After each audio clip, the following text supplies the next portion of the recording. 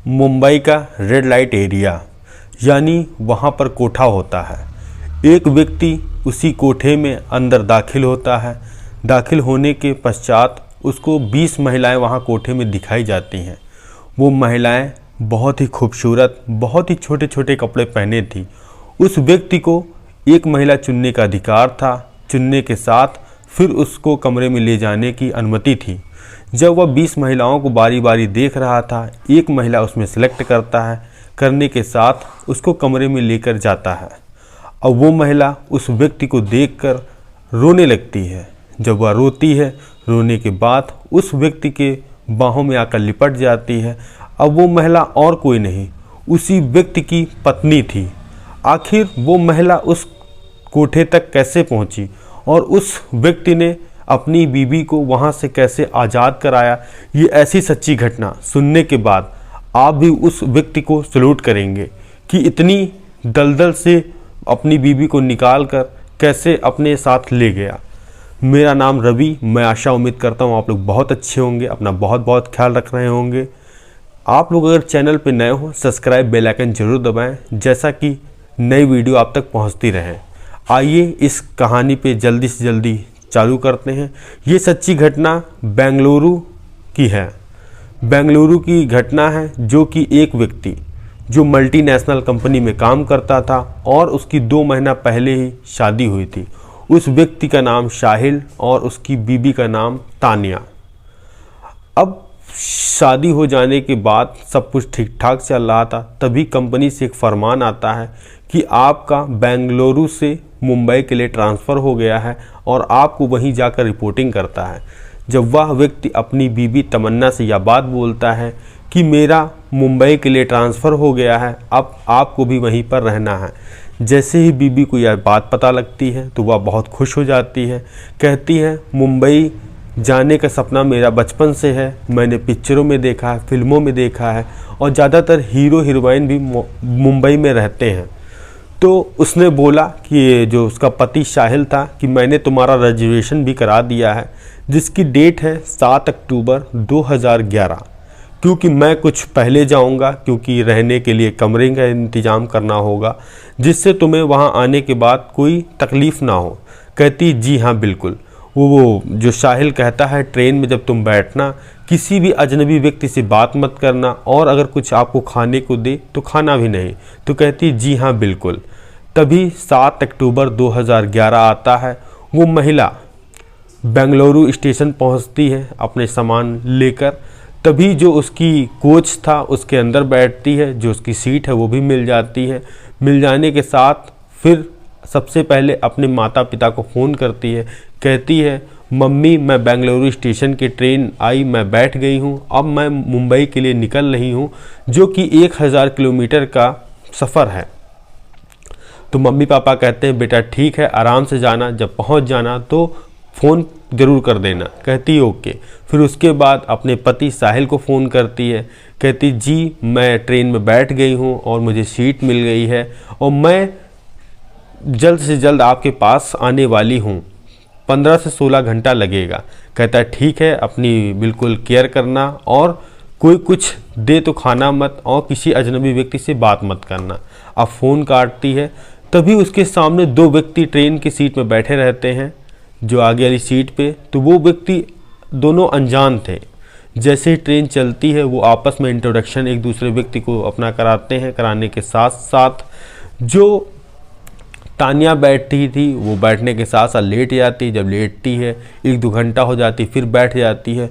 उसमें से एक व्यक्ति कहता है, बहन जी क्या आप मुंबई पहली बार जा रही हैं या पहली बार ट्रेन में बैठी हैं?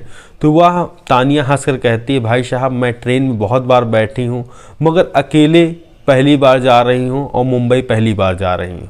तभी व्यक्ति वो कहता है, बहन जी अगर किसी चीज़ की कोई सहायता हो यहाँ से लेकर मुंबई तक तो आप हमसे ज़रूर बताइएगा, मैं आपकी ज़रूर सहायता करूँगी। तो तानिया कहती है जी बिल्कुल मैं बताऊँगा। तभी वो व्यक्ति कुछ खाने का सामान निकालते हैं, खाते हैं। बोलते हैं तानिया से, बहन जी थोड़ा सा खा लीजिए। तो तानिया कहती जी नहीं आप खाइए, मैंने अभी खाया है। 1-2 घंटा बीती रहा था। तभी तानिया को भी भूख लगती है, वो अपना सामान निकालती खाने के लिए। खाने के साथ साथ जो वह खा रही थी खाना, तभी वो व्यक्ति सामने बैठा देख रहा था तो तानिया की इंसानियत जागी। उसने भी एक बार पूछने के लिए कहा तो उस व्यक्ति ने थोड़ा सा निकाला और उसके सामान से खाने लगा। अब ये खाने का भी दौर चालू हो गया था क्योंकि 15-16 घंटे का सफ़र है, तो एक दूसरे में दोस्ती हो गई। दोस्ती होने के साथ साथ कभी तानिया बोलती तो कभी वो व्यक्ति उनसे बोला करते थे। बोला करने के साथ साथ तभी अब 1000 किलोमीटर का सफ़र 850 किलोमीटर की दूरी तय कर ली। तभी वो तानिया अपने पति साहिल से फ़ोन करती है, कहती है बस 150 किलोमीटर बाकी है, 2 से 3 घंटे में मुंबई पहुंच जाऊंगी। और उसका पति साहिल कहता है ठीक है, मैं भी मुंबई रेलवे स्टेशन में तुमको रिसीव करने के लिए आ रहा हूं, जब स्टेशन पे आ जाना तो मैं तुमको मिल जाऊंगा।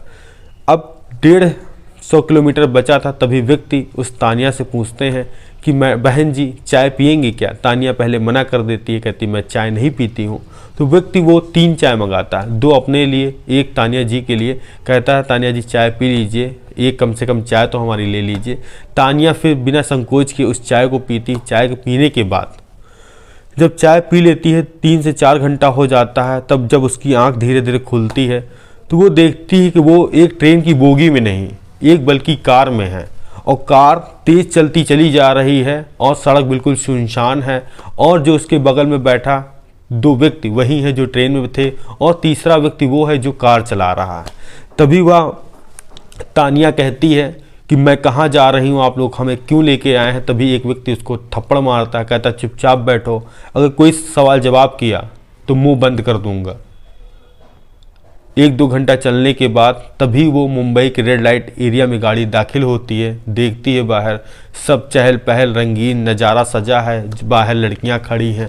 लड़कियां खड़ी होने के साथ साथ जब उस महिला को गाड़ी से उतारते हैं, क्योंकि वह चलने की अवस्था में नहीं थी, एक अपने ऊपर कंधा रखता है, एक उसके ऊपर कंधा रखता है, दोनों अपने उसको सहारे में ले जाकर उस कोठे के अंदर दाखिल करते हैं।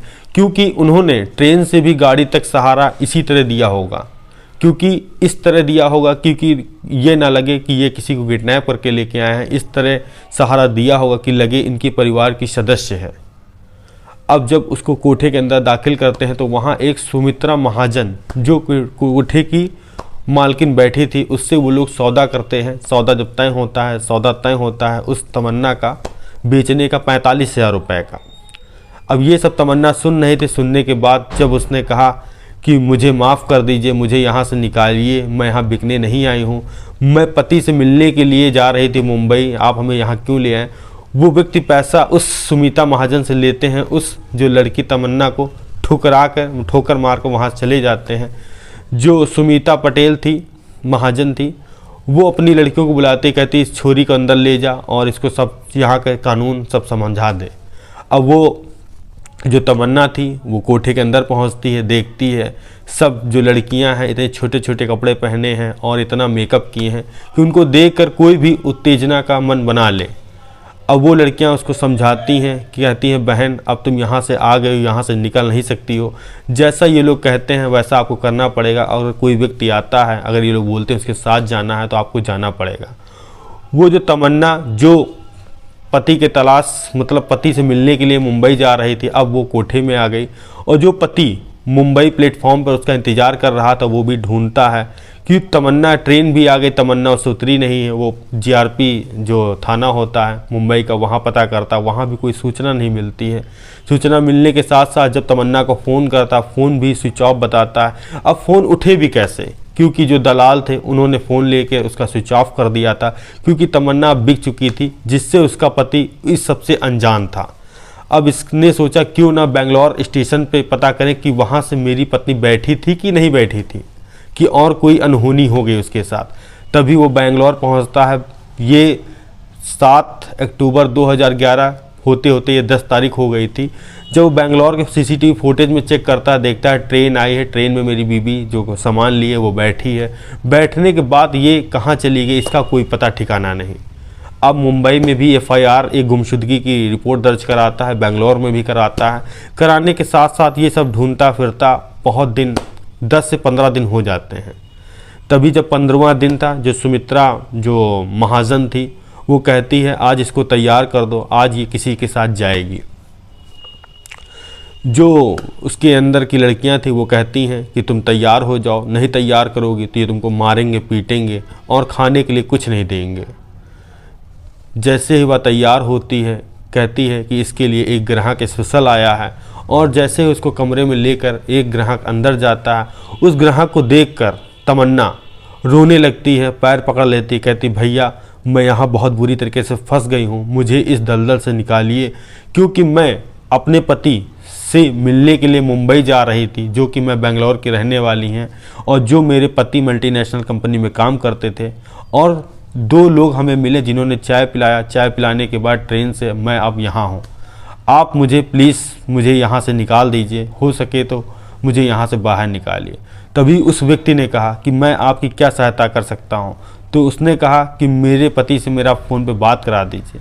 हालांकि हर कोई व्यक्ति कोठे पे आने शरीफ नहीं होता, मगर उस व्यक्ति की इंसानियत जगी। उसने एक लड़की की आंसू देखकर उसको तरस आया। उसने फिर उसके पति से बात कराया। बात कराने के बाद जब तमन्ना ने कहा हेलो समीर, मैं तमन्ना बोल रही हूँ, तो उसने बोला तुम वहाँ कैसे पहुँच गई हो। तो उसने सारी डिटेल बताया। तो समीर ने कहा तुम अभी कहाँ हो। तो उसने कहा मुझे अभी कुछ नहीं पता, मैं किस मोहल्ले में हूँ, किस घर के अंदर हूँ, मगर जहाँ भी हूँ यहाँ कोठा है। अब उस व्यक्ति से बात कराया। उस व्यक्ति ने उस जो उसका साहिल था उसको सब चीज़ बताई कि ये कहाँ पर हैं, कैसे हैं और तुमको कैसे आना है। तभी एक दिन बीतता है जो साहिल उसी मुंबई के रेड लाइट एरिया में पहुंचता है और कोठे में जाकर सभी के पास उस लड़कियों को देखता है जिसमें उसकी पत्नी थी, मगर 2-3 कोठे में पहुंचता जहां उसकी पत्नी नहीं मिलती है। एक कोठे में पहुंचता है जहां की ठेकेदार थी सुमिता महाजन। जब उनसे लड़कियां दिखाने के लिए बोलता है तो वो बारी बारी से 10 लड़कियां दिखाती हैं, मगर उसमें उसकी पत्नी नहीं थी। फिर कहता है इसमें पसंद नहीं आई है, तो सुमित्रा महाजन बोलती है जो नई वाली आई है उसको लेकर आओ। जब वो व्यक्ति अपनी पत्नी को देखता है, बिल्कुल उसकी भी आंखें नम हो जाती हैं, पत्नी की भी नम हो जाती हैं। तो जब उस महिला या अपनी पत्नी को लेकर कमरे में जाता है, वो महिला उसको देखकर भवक भवक कर रोने लगती है, गले में आकर लिपट जाती है। बताती है पूरा वाकया कि कैसे मैंने बैठा था, कौन लोग हमें मिले और क्या उन्होंने नशीला पदार्थ खिलाया और जैसे मैं यहाँ आ गई। तो उस व्यक्ति ने कहा, सोचा कि अगर यहाँ से मैं ऐसे लेकर जाऊँगा तो ये लोग मुझे भी मार देंगे, तुमको भी मार देंगे। फिर उस व्यक्ति ने जो साहिल था उसने पुलिस को फ़ोन किया। पुलिस को फ़ोन करने के साथ साथ बताया जो कि मेरी बीवी जो कि इस कोठे नंबर में यहाँ पे इन्होंने अपहरण किया है, इससे गलत काम कराने के लिए कहा जा रहा है, आप हो सके जल्दी से जल्दी फोर्स लेके आए। मगर मुंबई की पुलिस के लिए भी हमारा सलूट है कि उन्होंने तीव्र गति से कार्य किया और उस कोठे को चारों तरफ से घेर लिया और उस तमन्ना और उसके पति साहिल को वहाँ से सुरक्षित बाहर निकाला। और जो वहाँ का कोठे की ठेकेदार थी सुनीता महाजन, उसको हिरासत में लिया। हिरासत में लेने के साथ साथ जब उन दलालों के बारे में पता लगाया गया तो उनका काम ये था कि कोई रेलवे स्टेशन हो या कोई बस अड्डा हो या कोई बाज़ार हो, वो ऐसी महिलाओं को टारगेट करते जो अकेले होती, जो खूबसूरत होती, और उनके बहकावों में आकर वो उस दलदल से में जाके डाल देते और अपने छोटे से पैसे के लिए उनकी आबरू के साथ खिलवाड़ करते। हमारी आपसे यही सुझाव है, अगर कहीं आप यात्रा में जा रहे हैं या कहीं बाहर जा रहे हैं, कोई भी अजनबी व्यक्ति हो उससे बिल्कुल भी बात ना करें। अगर कुछ भी खाने को दे आप कुछ भी ना खाएं, क्योंकि क्या पता वो आपके साथ क्या करे और आप किसी को पता भी ना हो। सावधान रहें, सतर्क रहें। अगर हमारी कहानी आप लोगों को अच्छी लगी हो तो चैनल पर जाके सब्सक्राइब, बेल आइकन जरूर दबाएं। मिलते हैं नेक्स्ट कहानी में। जय हिंद, जय भारत। मैं रवि आपके बीच।